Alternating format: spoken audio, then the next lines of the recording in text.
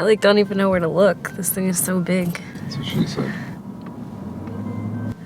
This setup is way too big for me, babe.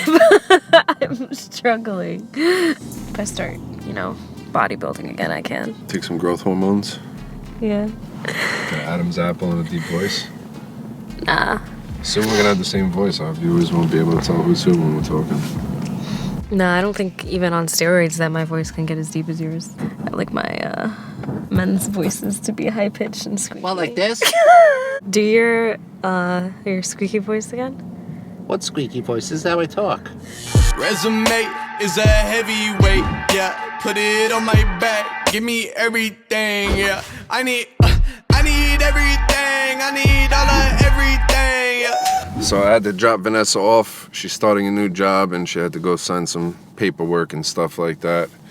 So now I got like good 45 minutes to kill by myself. So we're gonna talk about, even though I apologize to everybody. Every single video has pretty much been on something to do with the Canon EOS R, and I'm sure everybody is sick of hearing about this camera. I never seen so many damn videos on a camera that's a year and a half old. New videos. It's crazy how like so many people get so offended when you say something about a brand that they like or that they use. Look at this comment right here. Don't ever, not never, ever, never, ever say or make another video about anything about Sony ever, never again. Not never.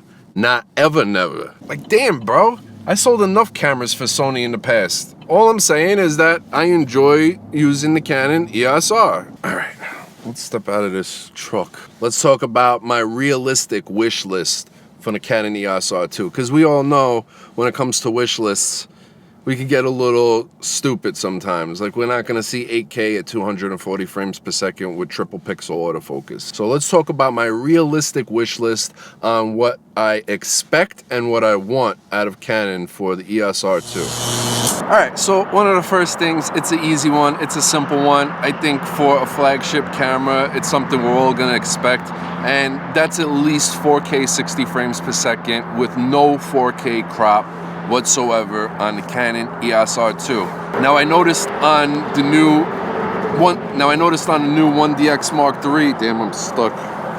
Screwed up. Okay. I noticed on the 1DX Mark III that we have 4K 60 frames per second. You don't get dual pixel autofocus. So we're working with a contrast-based autofocus system. I don't know if I expect them to put better video features in the EOS R2. I'm hoping that we get at least 60 frames per second in 4K with no additional crop and dual pixel autofocus. So that's a pretty easy one. I think we're pretty much all expecting that at this point. So let's move on to the next one. The next one is, I hope that we get a CCD sensor instead of a CMOS sensor. Now, if you don't know what CMOS and CCD is, I'm just gonna simplify it. A CMOS sensor uses rolling shutter. With CCD, you have no rolling shutter. So what rolling shutter is if you're not aware, if you see trees in the background or maybe a car zooming past your frame really quick, you're gonna kind of see some kind of type of motion with it, and it's really not pleasing.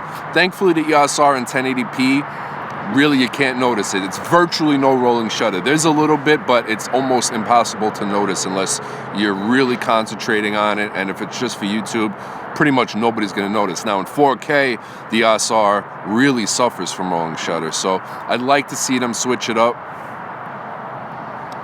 I'd like to see, is there somebody dumpster diving? What am I hearing over here? I'd like to see them switch it. Oh, that's the flag. I'm like, what the hell is these noises here? And it's the flag blowing around, I guess. Next up is better dynamic range. Now, we are shooting in C-Log right now, and yeah, we could kind of make out some of the details in the sky behind us. That's because we have a lot of overcast right now, and it's not really a super bright day. If there were a lot of sunshine and a lot of sun rays blasting out of that sky right now, that sky would pretty much be completely white. And if we want to expose just for the sky, look, see, now we can see the detail coming back in the sky, but look how dark I'm getting. And now over here we could see the clouds, we can make out everything, we could see these little branches and these trees way back there starting to show their face. I'd like to see at least one more stop of dynamic range in the next version of the EOS R. This next one is a really small thing, and sometimes really small things, especially when you use your camera every day or every other day or really, really often, Sometimes small little things can either annoy you or make you really happy that you have it. And one of those small things that I would like to see, ever since using the Canon G7X Mark III, they added a little record button on the touchscreen so that you don't have to reach up and hit the top of the camera every time you're looking when you're filming yourself. Not that I don't know where the buttons are, but you already have the flip screen facing you. You could just tap the record button and get going. I really like that about the G7X Mark III. It's about the only thing I really liked about that camera. So we'll see if that pops up in the EOS R2. Again, something small, but something very useful. So another thing, you know, I can only judge from things that I loved from past cameras. And one of the things that I love about every Sony I've owned, you get a little numeric exposure meter at the bottom of your screen, right next to your shutter speed and your aperture and your ISO. You can find that on this Canon, but it's only available when you're in an aperture priority mode. So you kind of have it to expose with your eyes only.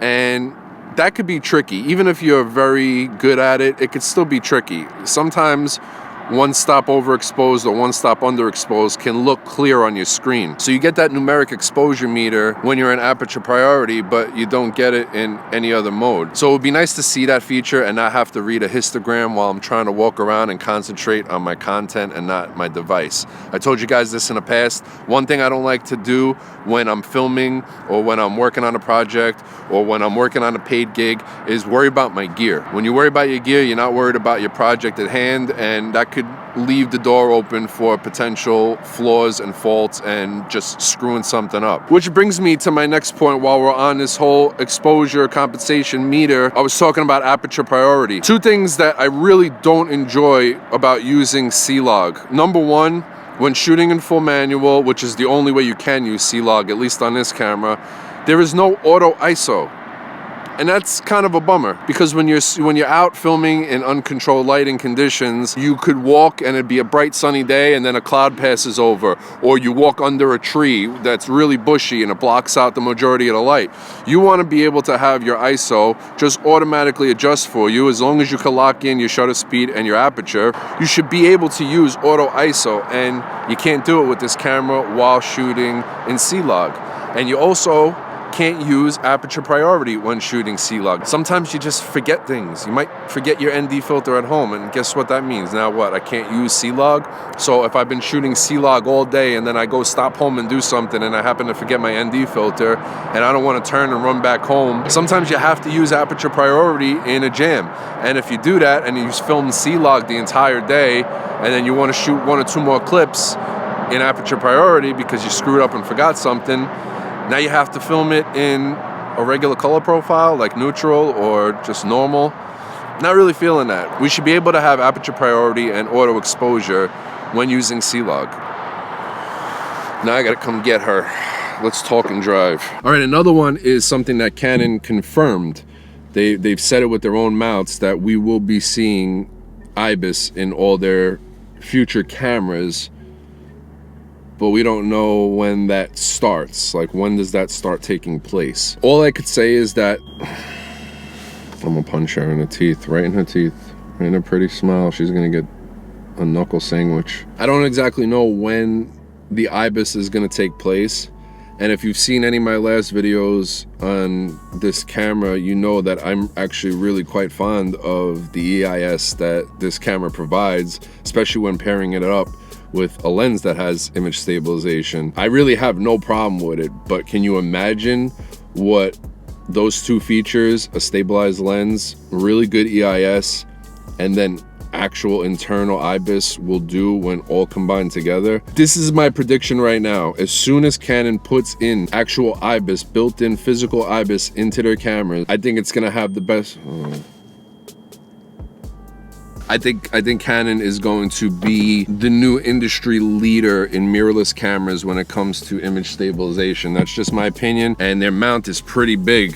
There's a lot of room for that sensor to move around in there. That RF mount, it's kind of like perfectly designed to have in-body image stabilization. Could have used some right there.